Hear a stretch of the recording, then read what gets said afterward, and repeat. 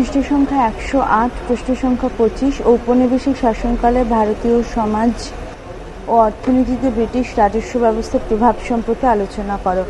British রাজস্ব ব্যবস্থার প্রভাব। ব্রিটিশ ইস্ট ইন্ডিয়া কোম্পানি 1757 পলাশীর যুদ্ধে জয়লাভের পর থেকে পরবর্তী 100 বছরে ভারতের সুবিস্তৃত অঞ্চলে নিজেদের রাজনৈতিক আধিপত্য প্রতিষ্ঠা করে।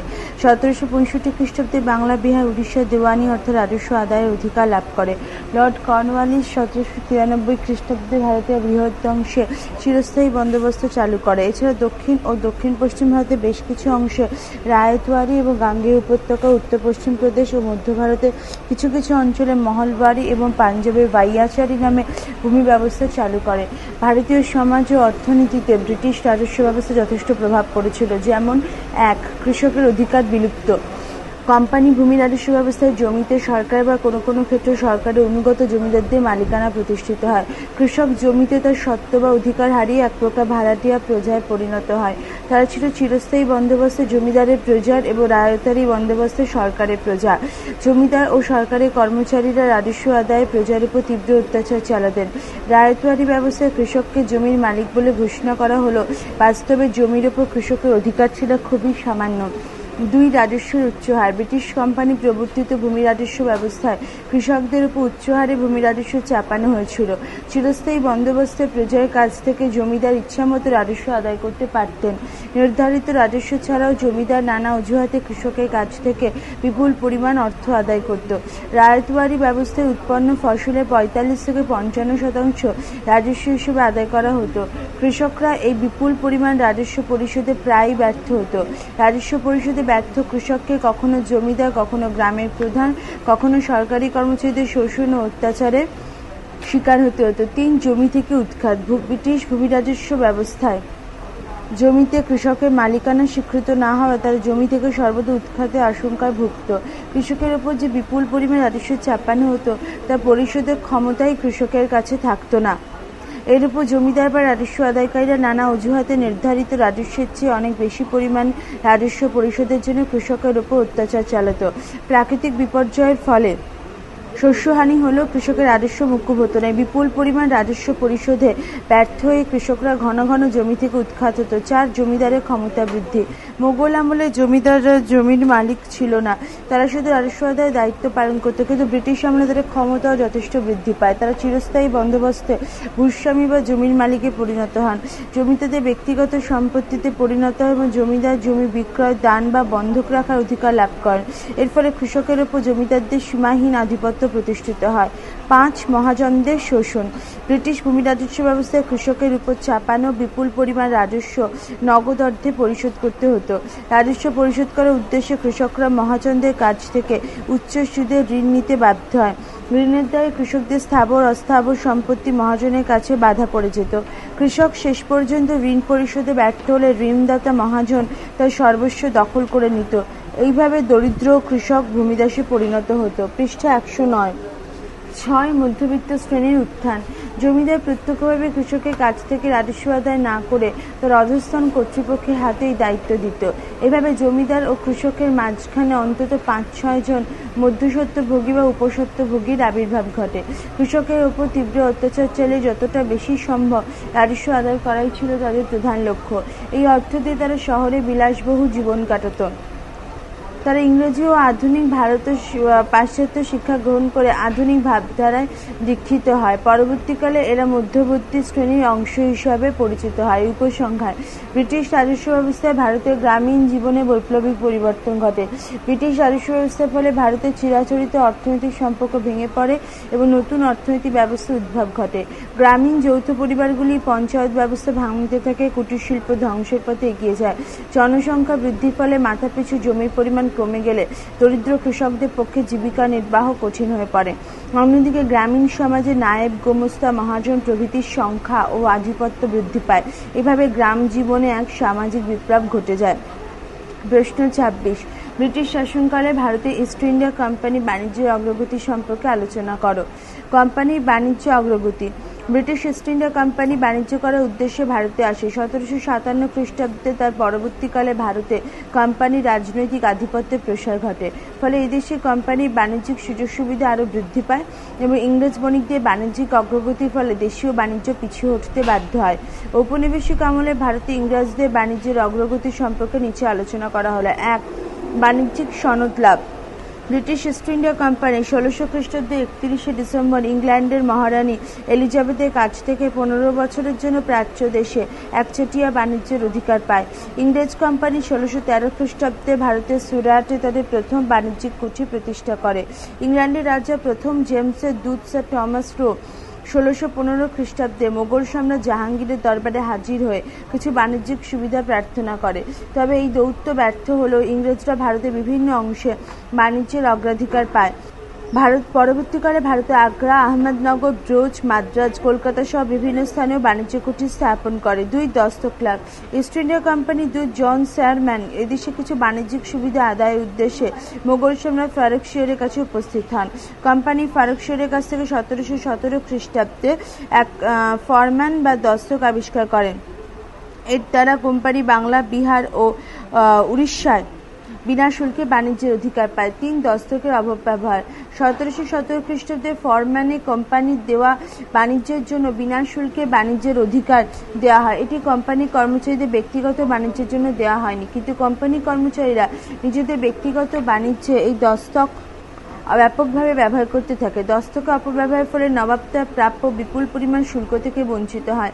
অন্যদিকে নবাবকে শুল্ক দিয়ে বাণিজ্য করার ফলে দেশীয় বণিকরা প্রতিযোগিতায় পিছু হটতে থাকে। মীর কাসিম দস্তকে অপব্যবহার রোধ করার চেষ্টা করেও ব্যর্থ হন। 4. একচেটিয়া বাণিজ্য। 1757 খ্রিস্টাব্দে ব্রিটিশ ইস্ট ইন্ডিয়া কোম্পানি পলাশীর যুদ্ধে জয়লাভের মাধ্যমে বাংলার রাজনৈতিক ক্ষমতা দখল করে এবং বাংলার বাণিজ্য ও অর্থনীতির প্রধান নিয়ন্ত্রকে পরিণত হয়। তারা বাংলার বাণিজ্য থেকে অন্যান্য ইউরোপীয় বণিকদের সরিয়ে এখানে একচেটিয়া বাণিজ্যিক অধিকার প্রতিষ্ঠা করে। 1765 খ্রিস্টাব্দে লবণ, সুপারি ও তামাকের ব্যবসায় কোম্পানির একচেটিয়া অধিকার প্রতিষ্ঠিত হয়।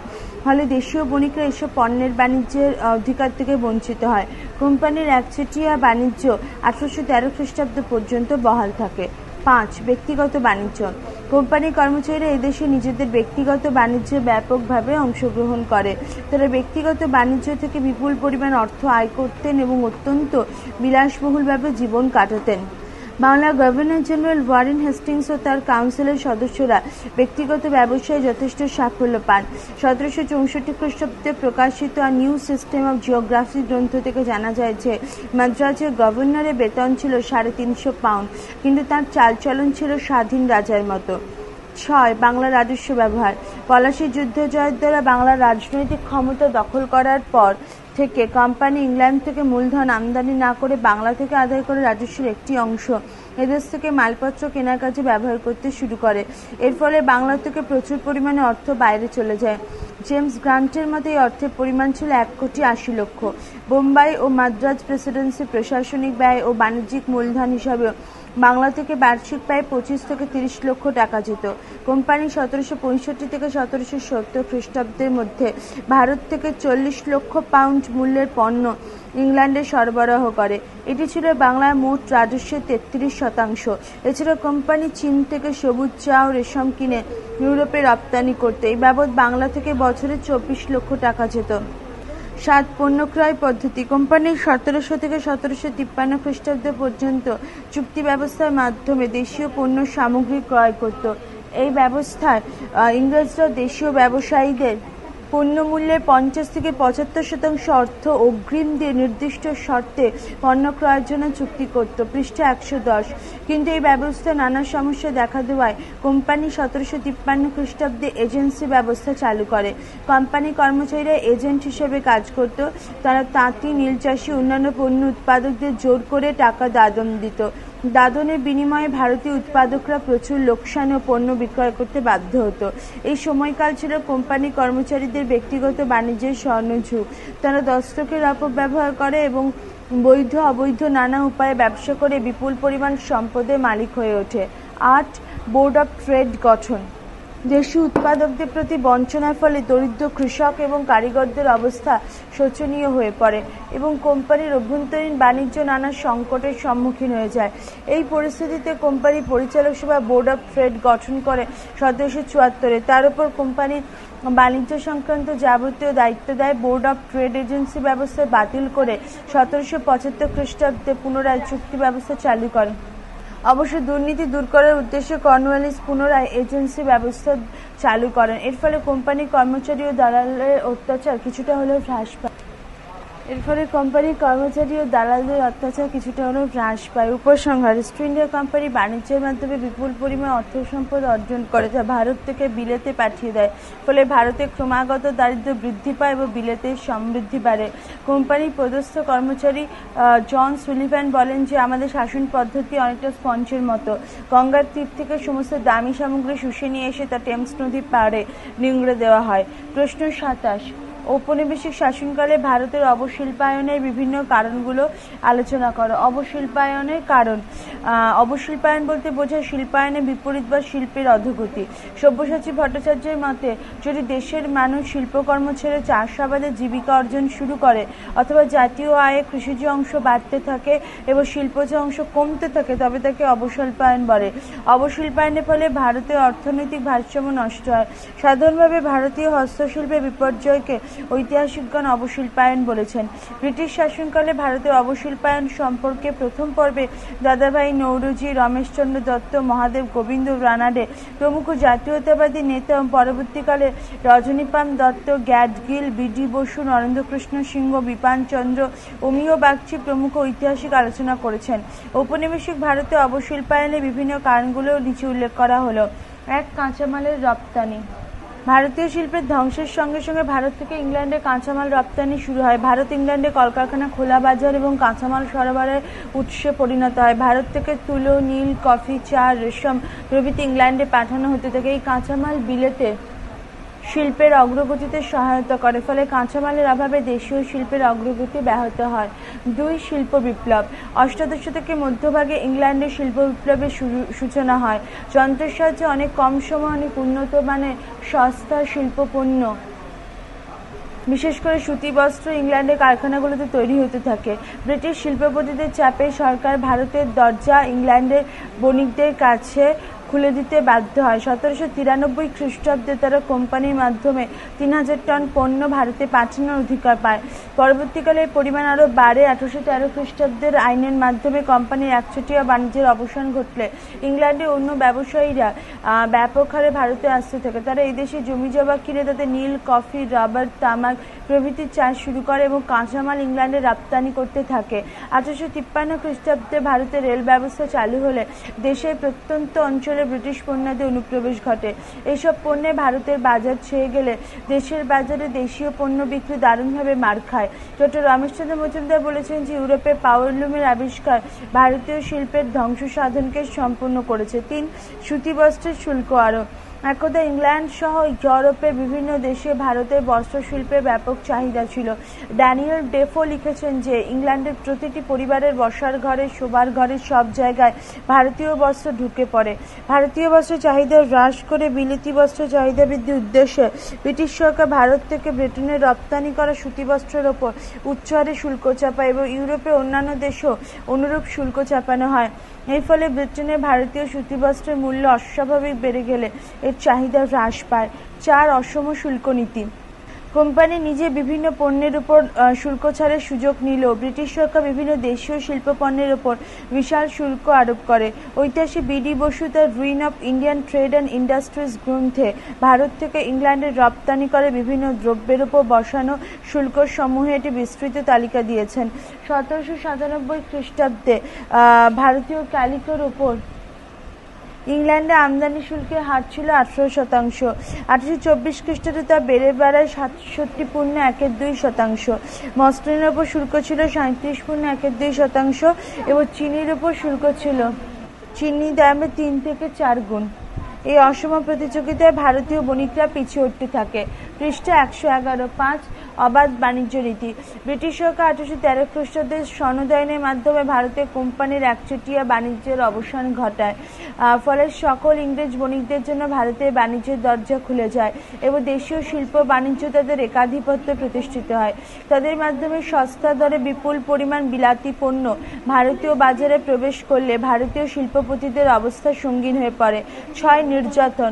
ভারতীয় শিল্পী এবং কারিগরদের উপর ব্রিটিশ সরকার নির্যাতন ও বঞ্চনা দেশীয় শিল্পে যথেষ্ট ক্ষতি করে। বাংলার তাঁতিরা কিভাবে শোষিত হতো তা উইলিয়াম বোলসের রচনা থেকে জানা যায়। কোম্পানি কর্মচারী ও দালালরা তাঁতিদের অগ্রিম দাদন নিতে শুধু ইংরেজ কোম্পানি যেন সুতিবস্ত্র বুনতে বাধ্য করত। দাদন গ্রহণকারী তাঁতিরা লোকসান স্বীকার করে বাজারের চেয়ে অন্তত 20 থেকে 40% কম দামে তাদের বস্ত্র বিক্রি করতে বাধ্য থাকত। 1767 খ্রিস্টাব্দে ভেরেলস লিখেছেন যে বহু তাঁতি তাদের ব্যবসা ছেড়ে দেওয়ায় ঢাকা, মুর্শিদাবাদ, আগ্রা, বারাণসী, সুরাট, আহমেদাবাদ প্রভৃতি শহরগুলো জনশূন্য শ্রীহীন হয়ে পড়ে। মুর্শিদাবাদে অবস্থিত কোম্পানির রেসিডেন্ট মিস্টার বেচার 1787 খ্রিস্টাব্দে লিখেছেন যে আমাদের অপশাসনের ফলে 20 বছরের মধ্যে দেশে বহু অংশ প্রায় মরুভূমিতে পরিণত হয়েছে। 7 মূলধনের অভাব। অষ্টাদশ শতকের ইংল্যান্ড পর্যাপ্ত মূলধনের যোগান সেখানকার শিল্প বিপ্লবকে সহজ করে তোলে, কিন্তু এই সময় ভারতে মূলধনের যথেষ্ট অভাব ছিল। তাছাড়া কোম্পানি দীর্ঘদিন ধরে এদেশে অর্থ সম্পদ শোষণ করে বিলেতে পাচার করলে এদেশে দারিদ্র্য আরও বৃদ্ধি পায়। ব্রিটিশ সরকার ভারতের শিল্পের বিকাশ না ঘটিয়ে ভারতকে কাঁচামাল সরবরাহকারী দেশ হিসেবে গড়ে তোলার নীতি গ্রহণ করে। ফলে মূলধন এবং কাঁচামালের অভাবে ভারতের শিল্পের বিকাশ ব্যাহত হয়। উপসংহার: কেবল সুতিবস্ত্রই নয়, রেশম এবং পশমজাত দ্রব্য, লোহা, মৃৎশিল্প, কাঁচ, অস্ত্রশস্ত্র, ঢাল তলোয়ার, খোদাই ও কারুকার্যের সঙ্গে জড়িত শিল্প প্রভৃতি দেশীয় শিল্পগুলোকে ধ্বংস হয়। দেশীয় শিল্পের ধ্বংসের ফলে ভারতের দারিদ্র্য আরও বৃদ্ধি পায়। শিল্প বাণিজ্য থেকে বহু মানুষ কৃষিকার্যে যোগ দিলে জমিতে চাপ পড়ে। প্রশ্ন সংখ্যা 28। অবশিল্পায়ন বলতে কি বোঝো? ঔপনিবেশিক আমলে ভারতে অবশিল্পায়নের ফলাফল সম্পর্কে আলোচনা করো। অবশিল্পায়ন 1। ভারতে ইংরেজদের রাজনৈতিক আধিপত্য প্রতিষ্ঠার আগে বাংলা তথা ভারতের কুটির শিল্প যথেষ্ট সমৃদ্ধ ছিল। বাংলায় বারাণসী, লখনৌ, আগ্রা, মুলতান, লাহোর, বুরহানপুর, সুরাট, রোজ, আহমেদাবাদ, ব্যাঙ্গালোর, মাদুরাই, বিশাখাপত্তনম প্রভৃতি স্থান ছিল বস্ত্রশিল্পের গুরুত্বপূর্ণ কেন্দ্র। বস্ত্রশিল্প ছাড়াও দেশের বিভিন্ন স্থানে ধাতু শিল্প, জাহাজ নির্মাণ শিল্প, অস্ত্র নির্মাণ শিল্প, মৃৎশিল্প, চর্মশিল্প প্রভৃতি যথেষ্ট প্রসার ঘটেছিল। বিদেশের বাজারে ভারতের শিল্পজাত পণ্যের ব্রিটিশ সরকার ভারতের রাজনৈতিক কর্তৃত্ব দখল করার পর দীর্ঘদিন ধরে ভারতের শিল্পায়ন বিরোধী বিভিন্ন নীতি গ্রহণ করে। তারা ইংল্যান্ডের শিল্প কারখানায় উৎপাদিত সামগ্রীর দ্বারা ভারতের বাজারগুলো ছেয়ে দেয় এবং ভারতকে একটি কাঁচামাল রপ্তানিকারক দেশে পরিণত করে। এর ফলে অষ্টাদশ শতকের মধ্যভাগ থেকে ভারতের চিরাচরিত সমৃদ্ধ কুটির শিল্প ধ্বংস হয়ে যায়। এই ঘটনা অবশিল্পায়ন নামে পরিচিত। অবশিল্পায়নের ফলাফল: মোগল রাজত্বকালে ভারতের ছিল বিশ্বের বৃহত্তম অনুৎপাদী অর্থনীতি সমৃদ্ধ দেশ, কিন্তু অষ্টাদশ শতকের মধ্যভাগে ভারতের রাজনৈতিক অস্থিরতার সুযোগে ব্রিটিশরা এদেশে রাজনৈতিক আধিপত্য স্থাপনে অবশিল্পায়নের ফলাফল: মোগল রাজত্বকালে ভারত ছিল বিশ্বের বৃহত্তম অনুৎপাদী অর্থনীতি দেশ, কিন্তু অষ্টাদশ শতকের মধ্যভাগে ভারতে রাজনৈতিক অস্থিরতার সুযোগে ব্রিটিশরা এদেশে রাজনৈতিক আধিপত্য স্থাপনের সমর্থ হয়। ভারতীয় শিল্পের ধ্বংসের ফলাফল ছিল গভীর এবং সুদূরপ্রসারী। যেমন 1. বেকারত্ব। দেশীয় কুটির শিল্পের ধ্বংসের ফলে ভারতে বিপুল সংখ্যক হস্তশিল্পী ও কারিগর কাজ হারায়। নরেন্দ্রকৃষ্ণ সিংহের মতে শিল্পের ধ্বংসের ফলাফল ছিল গভীর ও সুদূরপ্রসারী। যেমন 1. বেকারত্ব। দেশীয় কুটির শিল্পের ধ্বংসের ফলে ভারতে বিপুল সংখ্যক হস্তশিল্পী ও কারিগর কাজ হারায়। নরেন্দ্রকৃষ্ণ সিংহের মতে শুধু বাংলাতেই 10 লক্ষ মানুষ কাজ হারিয়েছিল। কর্মচ্যুত হওয়ার ফলে দেশে তীব্র বেকার সমস্যা দেখা দেয়। 2. কৃষির ওপর চাপ। অবশিল্পায়নের ফলে বেকার হয়ে যাওয়া শিল্পী ও কারিগররা বিকল্প কোনো কর্মসংস্থানের সুযোগ না পেয়ে কৃষকের কাছে নিযুক্ত হয়। ফলে আপাতত জমির অনুপাতে মানুষের সংখ্যা বেড়ে যায়, ফলে তাদের জীবিকা নির্বাহে চাপ বাড়ে। এইভাবে দেশে কৃষিজীবী ও ভূমিহীন কৃষকের সংখ্যা ক্রমশ বৃদ্ধি পায়। 3. গ্রামীণ অর্থনীতিতে ভাঙন।